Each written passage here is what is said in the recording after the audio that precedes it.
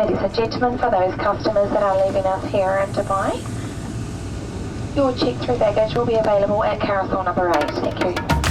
Dubai is a city where the sky meets the concrete and glass of tall buildings with magnificently modern architecture. Here, people from around the world bring their ideas, tastes, and customs to create a place vibrant with creativity and rich in complexity.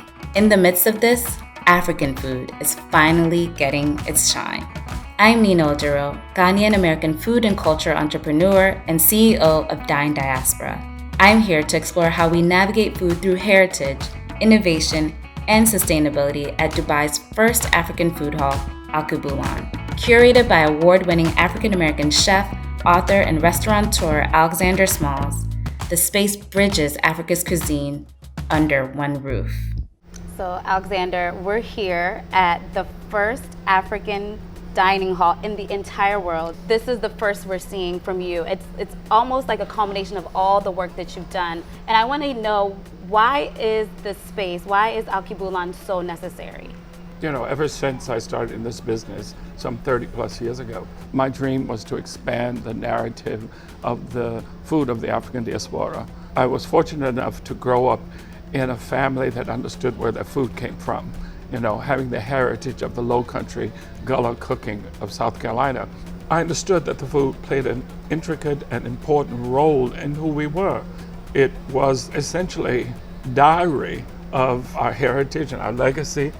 And so when I decided to open my first restaurant in New York, I wanted to really bring that forward and show the world who we were through our cuisine. And at that time, low country cooking was not as important, not as prominent, and people didn't understand how it represented the entree of West Africa into the Americas from a culinary perspective.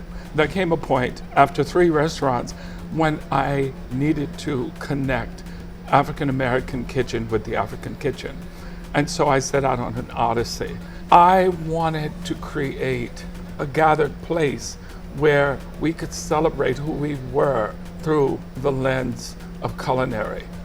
This space is a celebration. Absolutely. Right? Absolutely. And how are you celebrating? I wanted to talk to me about that culture, that art. What did you bring in this space for this celebration to happen? We built it from a blank sheet of paper. It's like a canvas. Where does the art come in? And the furniture has to speak to the music, the culture, and then curating the menus, the concepts. And that's when I came up with the concept of bringing in chefs, culinary practitioners, leading chefs in the field who essentially were the future practitioners of the new modern African kitchen. I really needed to bring everyone to the table and have a consortium of ideas and concepts, and this is what we did. Bringing Africa to the table at Alkebulan means more than inviting chefs. It's in the ingredients, techniques, and stories. We join Senegalese chef Pierre Thiam in the kitchen to cook with one of Africa's ancient grains, a superfood that holds much promise in combating climate change.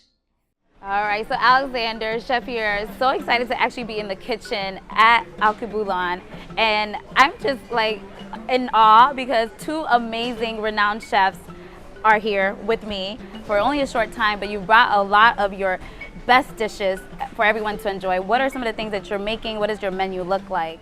So my menu is actually inspired by traditional Senegalese cuisine, national dish Cheboudian, which is the original jollof rice. I'm talking to a Ghanaian here, so I gotta be careful. I gotta be careful. I gotta be careful.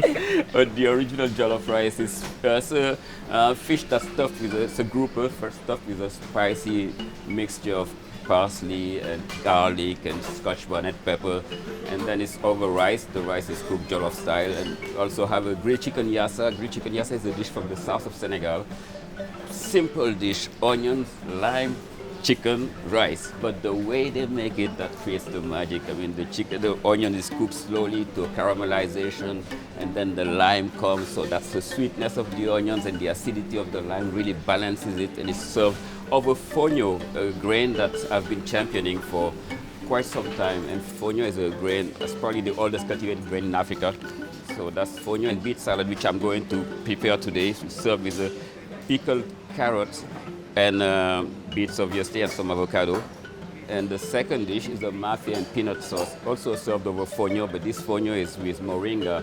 So I hope you tell me that you like it. I'm ready. Let's go to Senegal. Let's do something with the fonio. So walk us through it. Sounds good. So the fonio and beet salad we'll start with. So that's plain fonio. Just add a couple spoonfuls here. And then the beets are like diced. First of all, that was a way for me to give back to the community, the culture that gave me so much. All my inspiration is coming from West African cuisine. And this grain is like the oldest cultivated grain in Africa. And I couldn't understand why fonio wasn't even accessible in the big cities in Africa. I was puzzled by it. And why is it that such a grain is not a world-class grain? Well, you know, it's a superfood too. And it's a superfood. It's a nutrition powerhouse. Doing it as a chef, very naively, I thought I could just come and make it happen because being a chef in the US and from Senegal, I could introduce it to chefs like you. Who used it? This is pickled carrots, pickled dill, all of it together. And so that's basically, this is the reason why I was doing it, for a way to give back to the community that gave me so much, and at the same time, really help to diversify the diet, because our diet is so limited. We are limiting our diet to like 4 grains: rice, wheat, corn. This is all we eat around the world because the food system has imposed it upon us. So this was a way to like not only bring these African crops, but really recreate a revolution. I mean, I'm not afraid to say that. Let's have the revolution. Let's have the revolution. And Alexander, how are you using fonio? Well, you know, a lot in salads and stews. Similar to Pierre, I used it in my second cookbook, Between Harlem and Heaven. Wonderful fonio and fish stew. Right here, I'm serving the mafé. That's the fonio and peanut sauce. Yes. Beautiful, beautiful dish. Thank you. Yes, it's a traditional dish, also from Senegal, that has a peanut sauce. I mean, when I say Senegal, obviously, food transcends borders. Right. So it's from West Africa. You go to Mali, you will see a version of it. You go to Ghana, you see a peanut sauce. In Nigeria. So this is also a dish that I thought was important to represent. Those are the dishes. This looks amazing. Thank you. Beautiful. My favorite part is almost on the way where we eat it. Yeah. And as I'm thinking about everyone here, and you traveled to be here, you know, why is it important for you to come to Dubai to be a part of this historic dining hall? I need to be here. I mean, this is an important part of our history, and this is like, you can't miss it. I'm glad we all are here. Yeah. This is terrific, because we're a long way from home. When history is happening, you don't want to miss it, you know, and you want to be a part of it. And I feel like we're part of it through the ways that we share our love with the world, the best through food. Bon appetit. The smell is everything. Now I will share. I won't. Peanut butter in anything drives me crazy. I love peanut butter. This sauce is wonderful. Thank you. I love the beets with the fonio. Fonio, like I said, so versatile. It doesn't overwhelm. It's just perfect. It's a great backdrop, and it also stands out on its own when you need it to. There's a Bambara. Okay, I'll take some of yours too. The Bambara saying, fonio never embarrasses the cook. so it's like... That's amazing. Amazing. When was the first time that you visited the continent of Africa? You know, I think what happens to transplanted Africans, it's a holy experience, because all of a sudden you look around and you go, I'm home. It's emotional. And of course, you know, I had a Gullah Geechee grandfather, and the people were sounding like my grandpa, you know, in the markets and in the stores and in the streets, having their conversations. And, you know, all I could do is think about my grandfather. I knew then that the work that I needed to do was without borders. Within your home, you have these dining experiences, yes. Similar to what I feel like I'm getting here. How much of that is influencing this space? It's everything, because of who I am. You know, I all my life I've done nothing but set the table. I always had to have a cookout, a gathering. You know, and that has continued. As a young boy, I learned the power that the person who cooked had. And they also were an instrument of love and nurturing. And as a little boy, I wanted to be that person. And so 5 New York City restaurants and then Alkebulan, that's what I do. I'm that person who sets the table.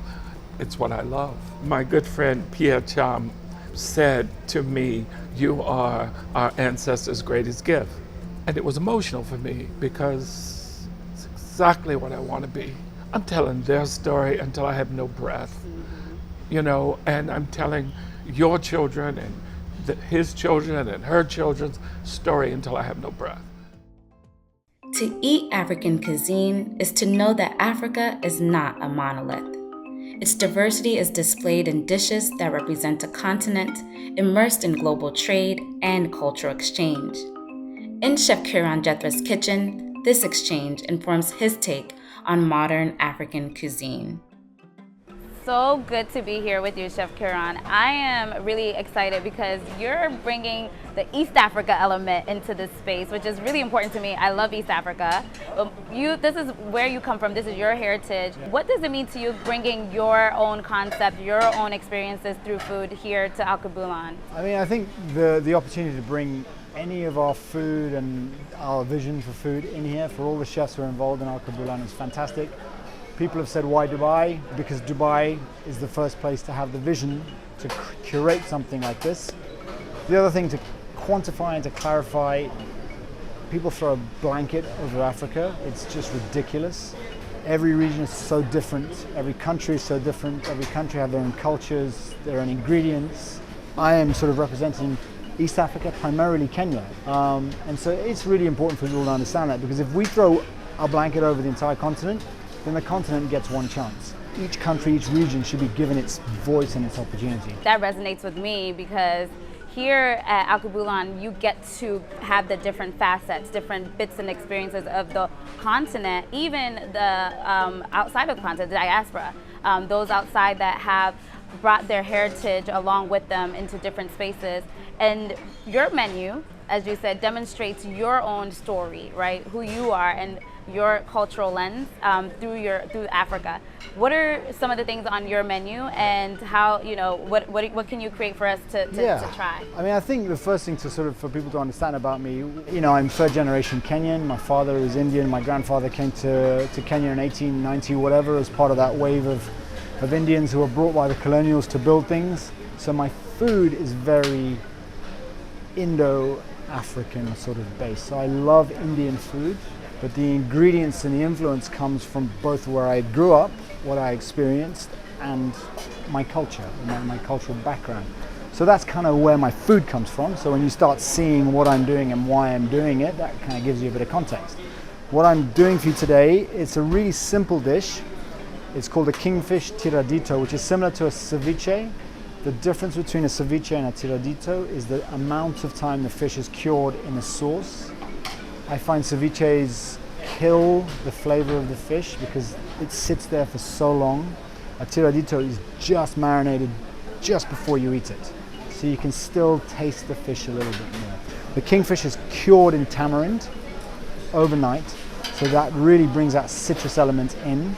It's balanced with pickled onions, which bring sweetness, a passion fruit and miso emulsion, and then it's a lot about texture, to bring texture and things to clean your mouth as you're eating it, because it's punchy.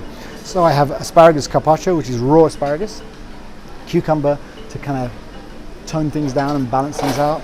That is deep fried ginger. So it's ginger that's grated and deep fried. It goes from being quite harsh to very nutty. It's very much more calm than fresh ginger. Sweet. Yeah. And then toasted coriander. So the ginger and the coriander is obviously my Indian side of me coming through. The tamarind and the passion is very much from Kenya. So the hard work is done. The kingfish has been cured. So now it's just about assembling it. Now one thing that the tamarind does is it really cures the fish. Tamarind in, then it's just about throwing it all together. Pickled onions in, bit of cucumber in, asparagus carpaccio. It's a beautiful thing, love it. Sauce is quite punchy, so not too much. We are in. Here we go. Bam. Done.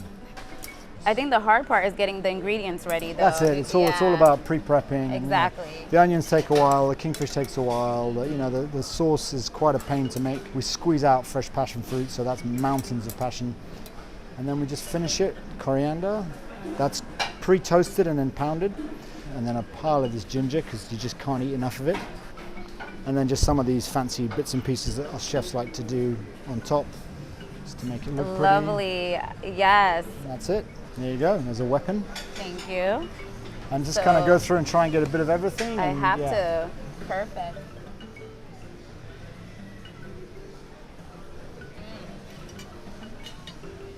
The flavors are so rich, especially the sauce.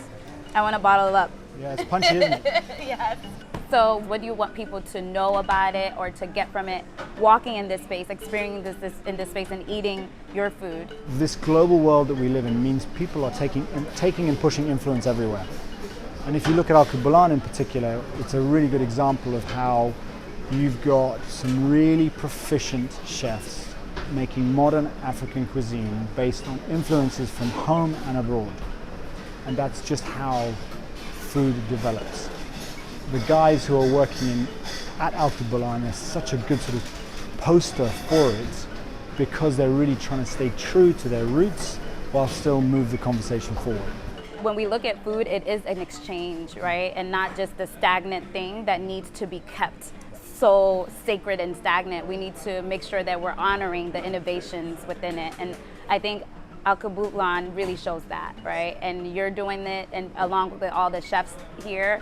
And we're excited to see you guys do more. So thank you for entertaining us in your kitchen here. Thank you for eating my food and not spitting it out. I'm gonna eat it all, don't worry.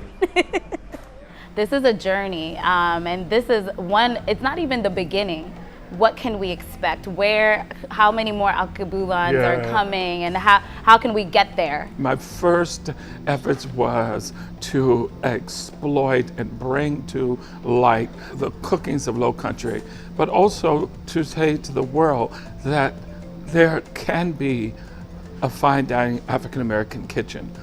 You know, it has been an incredible thing having to convince the world the food of the African diaspora deserves a place in the larger conversation of the culinary arts, especially fine dining. Women are undeniably shaping African cuisine. Across the continent, they are at the helm of how food is accessed and experienced. At Alkebulan, Senegalese American chef Mame Sow is in charge and brings her lens on desserts to the conversation. I'm so excited because now we get to the pastries, right? The sweet stuff, which is where I thrive, honestly. Okay, awesome. And before we get started, you come all the way from the US by way of Senegal. Yes. And you're here at Alkebulan. What does it mean for you to have your concept here? I'm absolutely grateful to be here in Dubai, being part of Alkebulan and introducing to the world African food and what it means for us. You know, for me, it means joy, it means being happy, it means taking care of people. So I'm excited to be here showcasing it and teaching people about Africa through food and desserts, which is not really, you don't connect sweets to Africa. So definitely it's an exciting opportunity to be able to showcase Shoebox and, show people that. Now, how did you even come up with Shoebox? Where is that coming from? Other than Alexander Small. He came up with the name of Shoebox. It used to be his old cafe in New York in Grand Central. So we wanted to recreate that, but modernize it, but also make it more African and being able to showcase mostly West Africa through desserts. Tell me about your menu, though. What have you created? What's on your menu? And what can you make for us? Yeah, so the menu is a little bit of everything, from Senegal to Nigeria to even as far as Mozambique to South Africa. So it's not just one region. So it's a little bit of everything that we've taken. So for today, we're going to be doing something I like to call my love letter to Dakar, Senegal. The inspiration behind it is growing up and eating hibiscus, as we call it, bissap, or sorrel as a popsicle. And then the baobab, or as we know it as bui, also making it as a mousse paired with a rose gelée, which is in honor of my grandmother and her rose garden that we have back home, with some raspberries. So just very light and bright dessert. The color is drawing me in. You know, I like bright colors, but I'm sure it even tastes better than it looks. So walk us through this journey of creating this. So basically what we start with is the bottom base, which is a cookie crunch made with a raspberry chocolate and hibiscus powder. And then you have dessert. So it's layered, frozen. There's a very light vanilla cake. The vanilla comes from Madagascar at the bottom. And then we spray it in chocolate. And then this is the rose gelée. So we use rose water, which is why it's very clear. It kind of almost looks like raindrops, you know, when you're doing it, yeah. And then we're gonna put some mixed raspberry and hibiscus rocks on there. And then I love using fresh herbs to add to desserts. They just bring another flavor profile to it. So in this case, we're gonna use some micro coriander that is grown locally just to add it around. And this is it, the gâteau Dakar. It looks really beautiful, and I know that it tastes even better. And you know, I get to taste it, so dig in. I get to go for it. Enjoy. What is your hope for African diaspora cuisine around the world? My hope is that restaurant concepts like Alkebulan, as well as being able to engage and encourage young, promising chefs to create, own and operate their restaurant concepts, food concepts, that I can be a conduit for that revolution, you know. And for us, it is a revolution. We're engaged, you know, in essentially expanding, elevating, and bringing education, not only to people who don't look like us, but also the people who look like us. So this is what I would hope that I can be instrumental in igniting and starting that movement. In my travels as an opera singer, traveling all over the world, I have seen French food go from peasant grandma's food to elevated dining room. I've seen it with Italian, I've seen it with European, continental, you know, I've even seen it with Chinese food. The idea that African-American food, African food did not belong in that conversation was unacceptable to me. So the idea is essentially to really and truly not only expand the narrative, but take on the years and years of institutional racism that has allowed what black and brown hands are capable of doing not to be a part of the conversation. Creating a table much like his dinner parties, Alexander Smalls and the chefs at Alkebulan act as translators of Africa's many culinary languages. Languages as old as humanity that continue to evolve through travel with indigenous ingredients, cultural varieties, rich flavors, and talented culinarians.